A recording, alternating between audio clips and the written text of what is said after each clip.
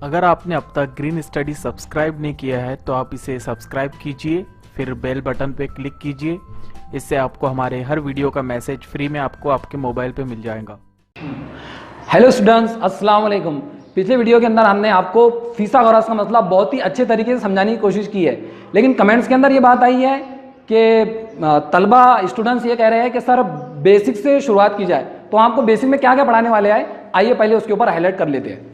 तो बेसिक के अंदर हम आपको मुरब्बा और जज़्र मुरब्बा, स्क्वायर एंड स्क्वायर रूट, दूसरा मकब और जज़्र मकब यानी cube and cube roots, third अज्जा ज़रबी, फैक्टराइजेशन, और नंबर 4 पर कसौटिया जिसे डिविजिबिलिटी कहा जाता है।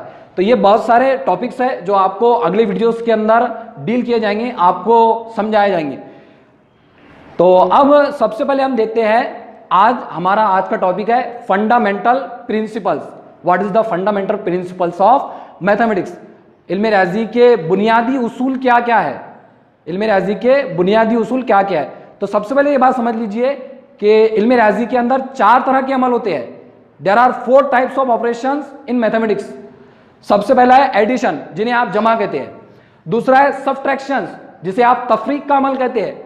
तीसरा है मल्टीप्लिकेशन, जिसे आप ज़रब कहते हैं। और चौथा है डिवाइडेशन, जिसे आप तकसीम कहते हैं। तो ये 4 उसूल आपने बखूबी समझे होंगे, असातिज़ा ने आपको समझाए भी होंगे, लेकिन एक मरतबा इसको रिवाइज कर लेते हैं। तो सबसे पहली बात हमको ये समझनी है कि जमा एडिशंस किस तरह से होती है। तो गाइस, अगर 2 अदद ऐसे हो जिन पर जमा की अलामतें हो तो जमा का अमल होगा, जमा जमा बराबर करके जमा होंगी। ये हमारा एडिशंस का रूल है। 2 अदद जमा के अंदर हो तो उनकी जमा होंगी। दूसरा प्रिंसिपल है हमारा सब्ट्रैक्शंस, जिसे आप तफरीक का अमल कहते हैं। अगर 2 अदद ऐसे हैं जिनमें से एक अदद के ऊपर मनफी की अलामत है, चाहे फिर वो पहला हो चाहे वो दूसरा हो, तो तफरीक का अमल होता है।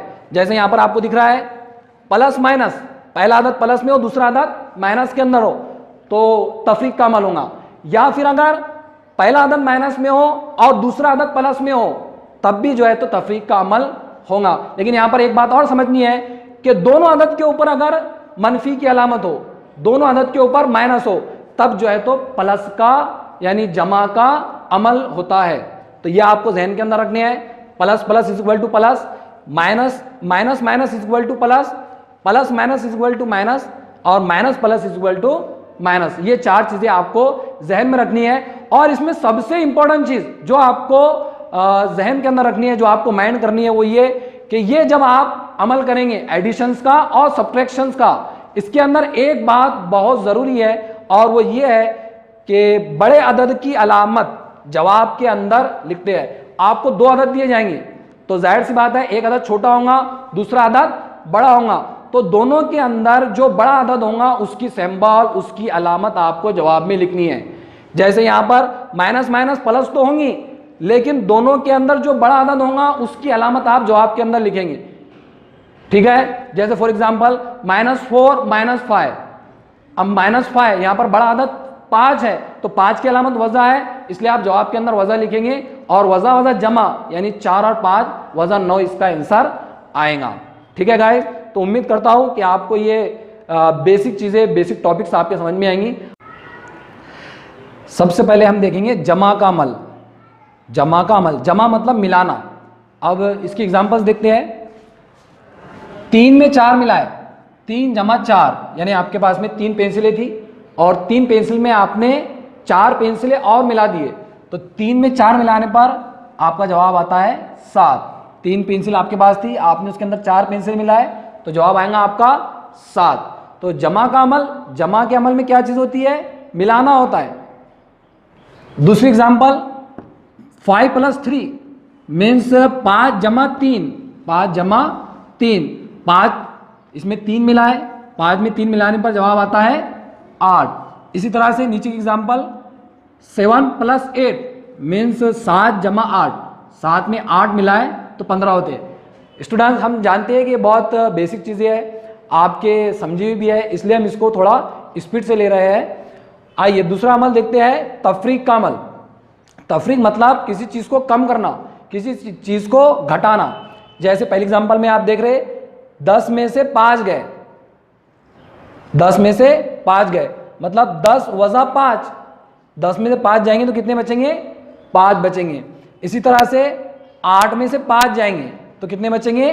3 बचेंगे। इसी तरह से 7 में से 3 जाएंगे तो 4 बचेंगे। ये एग्जाम्पल में आप देख रहे होंगे कि जो बड़ा अदद है उसकी सिंबल आपको जवाब के अंदर नजर आ रही होगी।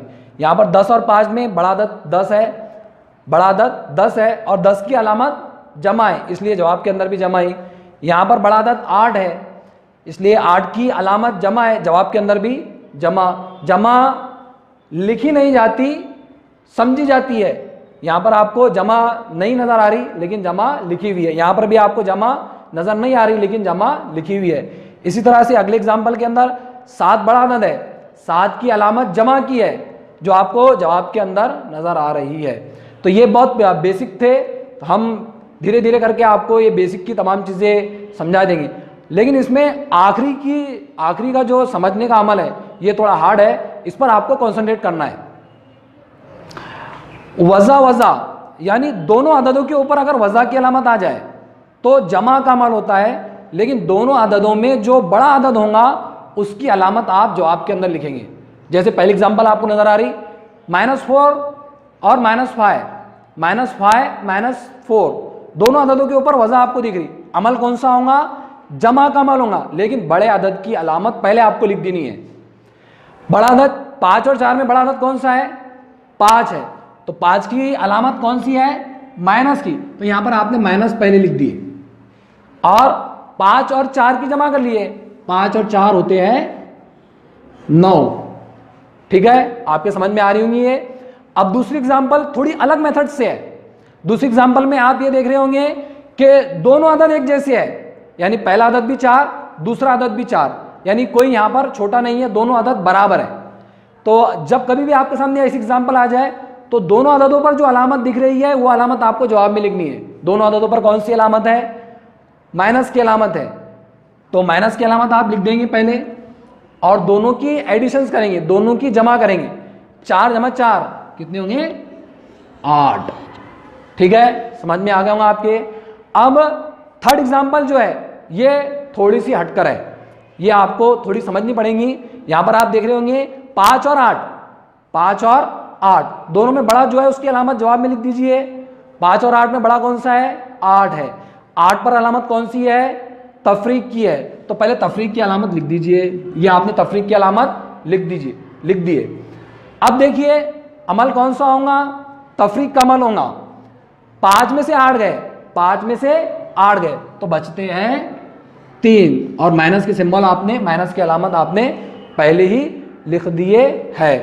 तो स्टूडेंट्स हम उम्मीद करते हैं कि आपके ये बेसिक ऑपरेशंस जो बुनियादी अमल है इल्म रियाजी के, 2 अमल हमने आपको समझा दिए है। पहला अमल जमा का और दूसरा अमल तफरीक का।